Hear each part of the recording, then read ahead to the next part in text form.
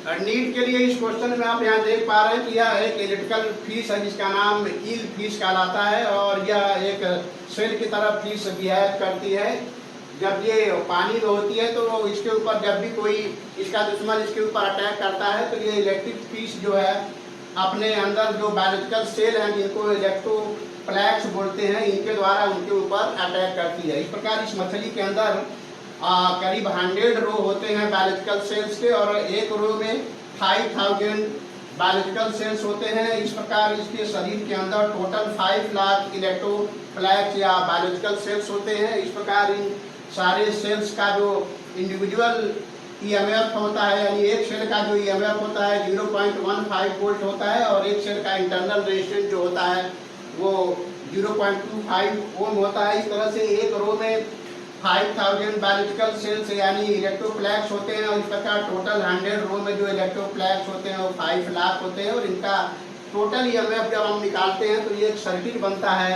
इस सर्किट में टोटल जो बायोलॉजिकल सेल्स मछली के अंदर पाए जाते हैं उसकी वैल्यू जो है 750 वोल्ट होता है और इंटरनल रेजिस्टेंस टोटल सेल्स का 12.5 ओम होता है। इस तरह से इस मछली के सराउंडिंग में जो नज़दीक में वाटर होता है उसका रेजिस्टेंस जो होता है 500 ओम होता है। इस तरह से इस मछली के अंदर जो बायोलॉजिकल सेल्स पाए जाते हैं टोटल सेल्स का जो करस्पॉन्डिंग सर्किट होता है वो इस तरह से यहाँ पे दिखाया गया है।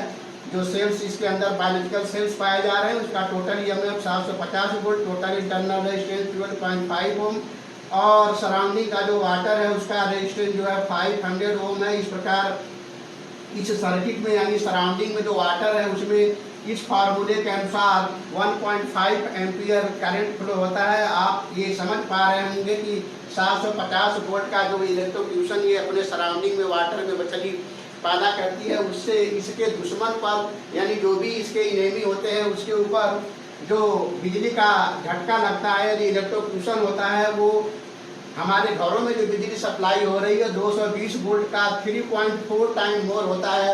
तो 220 वोल्ट जब हम नहीं झेल पाते हैं और जनरली लोगों की मौत हो जाती है तो यहाँ पर आप देख पा रहे हैं कि 750 वोल्ट का ये झटका या इलेक्ट्रोक्यूशन ये मछली अपने दुश्मन के ऊपर अटैक करने के लिए इस्तेमाल करती है। इस तरह से ये अपने सुरक्षा पानी के अंदर कर पाती है। तो इस तरह के क्वेश्चन जो है जनरली आप मिक्स्ड सेल कॉम्बिनेशन के द्वारा भी सॉल्व कर सकते हैं। मिक्स्ड सेल कॉम्बिनेशन में जो करंट होता है N upon external resistance plus NR upon M से भी सॉल्व कर सकते हैं जहाँ M नंबर ऑफ रोज है और M एक रो में टोटल नंबर ऑफ सेल है। तो इस तरह से इस इक्वेशन के द्वारा भी आप इसको सॉल्व कर सकते हैं। तो इस तरह के क्वेश्चन जनरली नीट के एग्जाम में पूछे जाते हैं। अगर आप इसका स्क्रीनशॉट लेना चाहें तो ले सकते हैं। तो हम समझते हैं क्वेश्चन आपको काफ़ी अच्छे से समझ में आ गया होगा। तो फिर मिलते हैं नेक्स्ट वीडियो में, तब तक के लिए थैंक यू।